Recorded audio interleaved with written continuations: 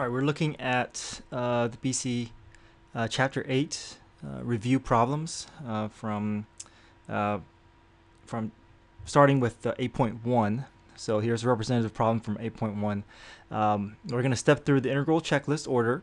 So when we see an integral problem, we want to kind of have in mind a list of the order that we want to kind of go down.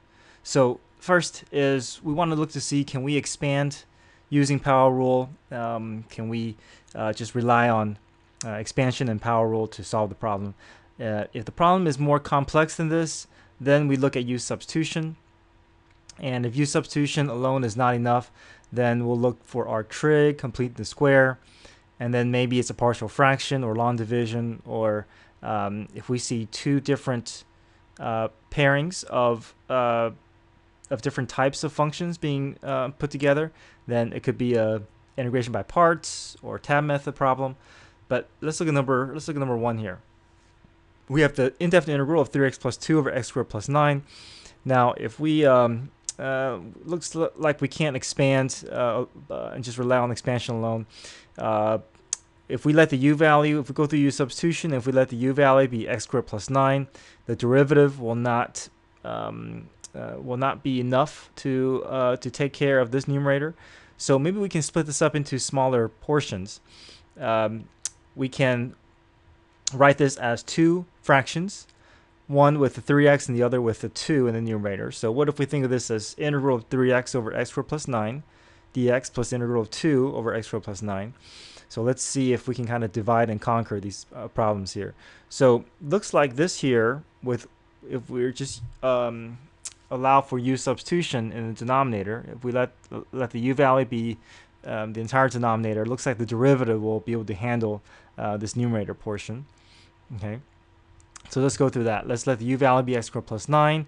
Our derivative is 2x. Du over dx is 2x. If we solve for x, we get, if we solve for dx, we get du over 2x. And if we do that, we get 3x over u. So 3x stays initially. X squared plus 9 gets replaced with u. Dx gets replaced with du over 2x. The x's cancel out, which tells us that u substitution is a nice fit for this problem. Is appropriate for this problem. We can factor out the 3/2, or we can take out the coefficient 3/2, the integral of 1 over u. It will just be a rule natural log of absolute value of u. And our u value is x squared plus 9. Now, looking over here, we have 2 over x squared plus 9. Looks like this is u substitution is not going to work here. However, we do have arctangent that does fit this rule. So if we let the u value be x, and if we let the a value be 3, then this is in the form that can be handled by arctangent, and the arctangent rule is du over integral of du over a squared plus u squared. Remember, the u value is always associated with the variable.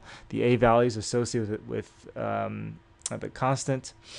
And if we have something in this form, then our rule is going to be 1 over a arctangent of u over a. That will be the antiderivative. So our a value is 3, our u value is x. So 1 over a. So 1 over a, and then we multiply by the coefficient that's out in front in the numerator, which is 2.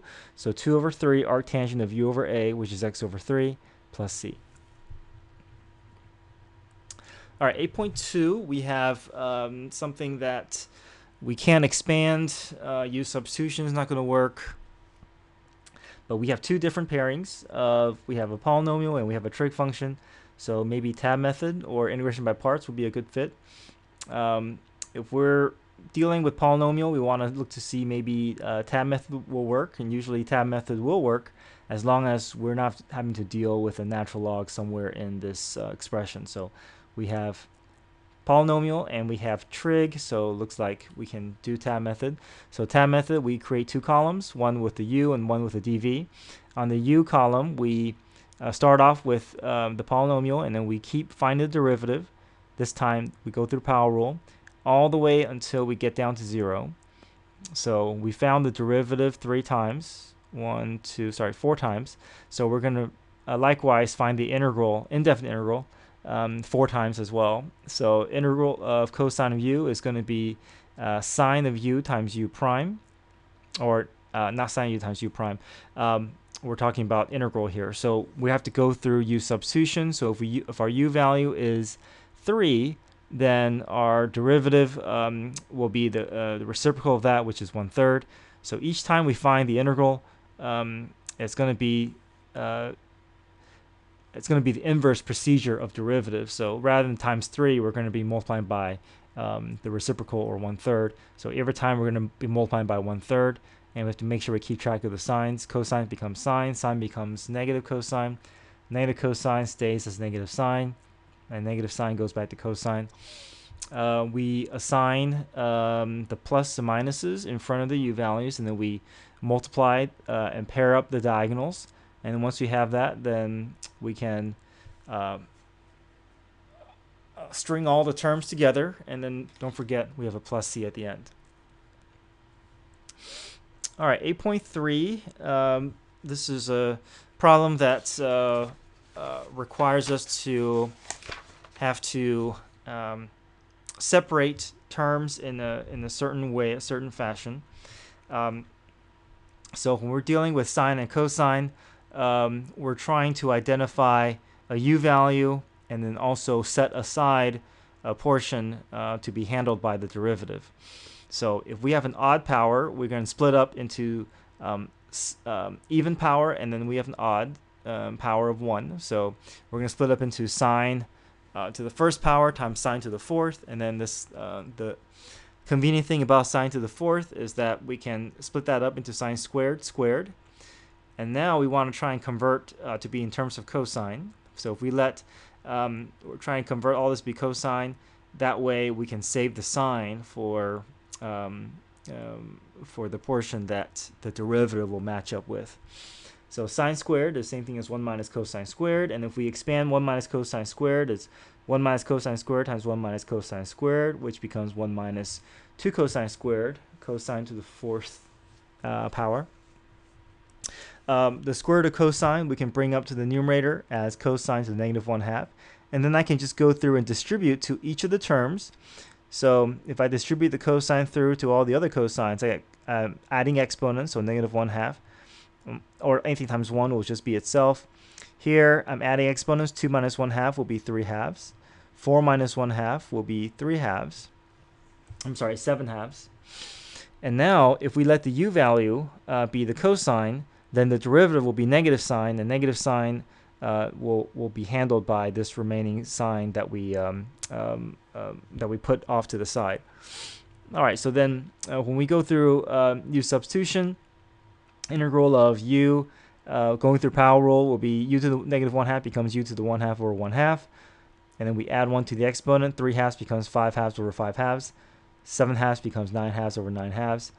And then we essentially found the integral going through u substitution, and then we convert our u value back in terms of cosine, and then we have the plus c at the end. Number 4, we have tangent and secant to the fourth, and secant to the fourth, we can split that up into secant squared. The nice thing about secant squared is that we can save that for the derivative, because we know that there is going to be a nice pairing between tangent and secant when it comes to derivatives. So we'll save the secant square for later, and then this secant square we can make its way to convert to be in terms of tangent.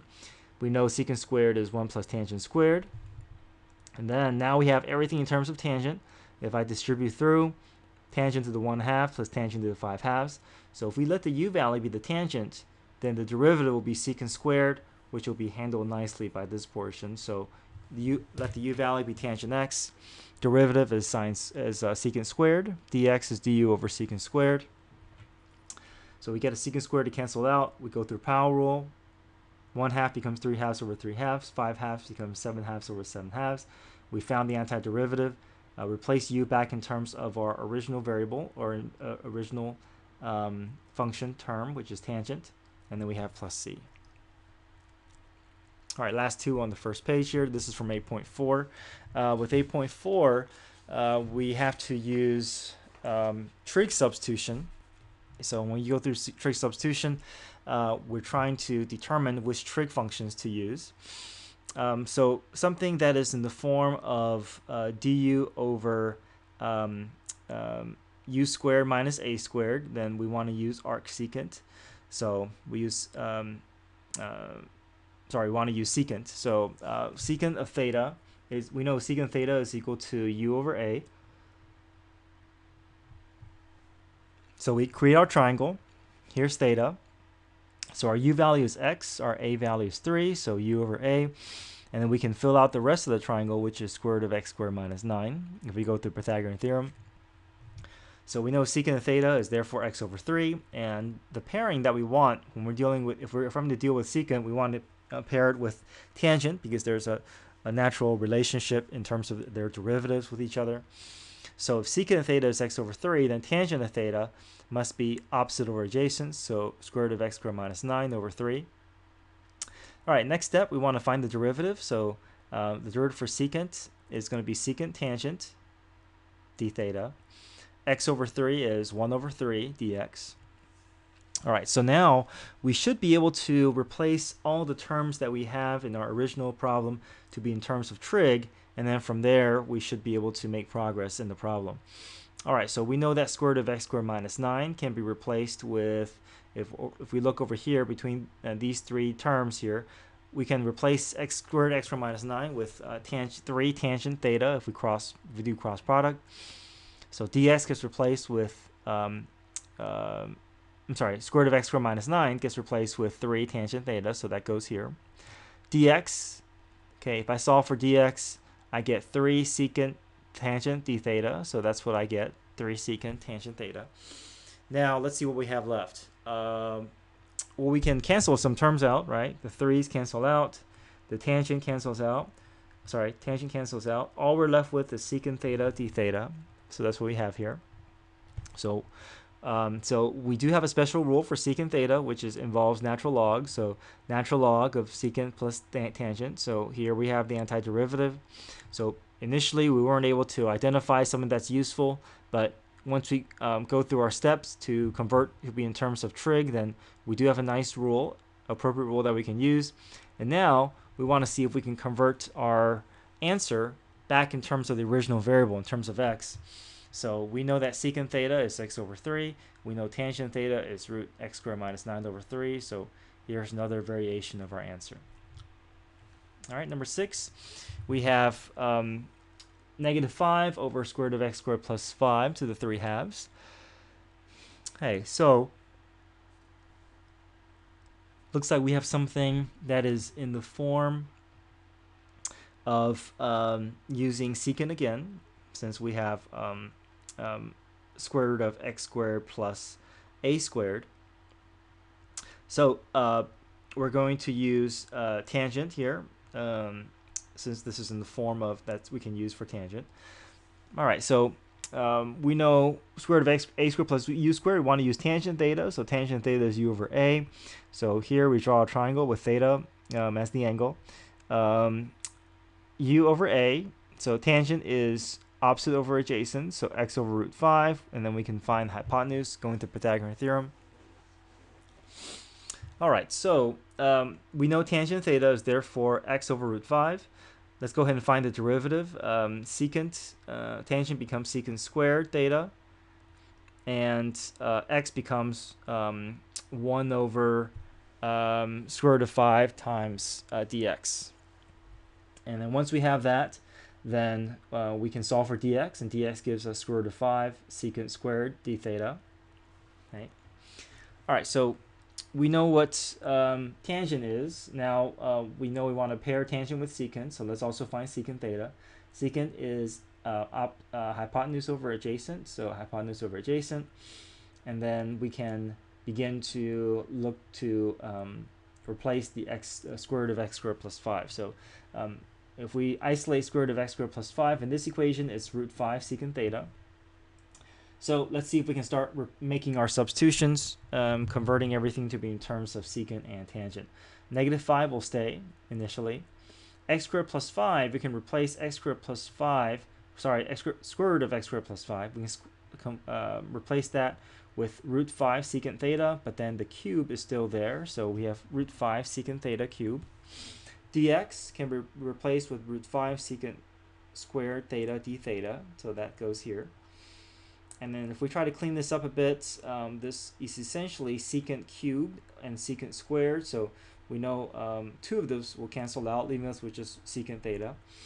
And then root 5 squared, root 5 cubed, is same thing as negative 5 times root 5, essentially with the negative 1 that's left over. So 5 and root 5 will cancel out with root 5 cubed. We're left with negative 1 over secant theta, d theta. And then if we clean this up a bit, we know that integral, we can replace 1 over secant with cosine, and then we know the integral of cosine will be positive sign with the negative out in front that stays.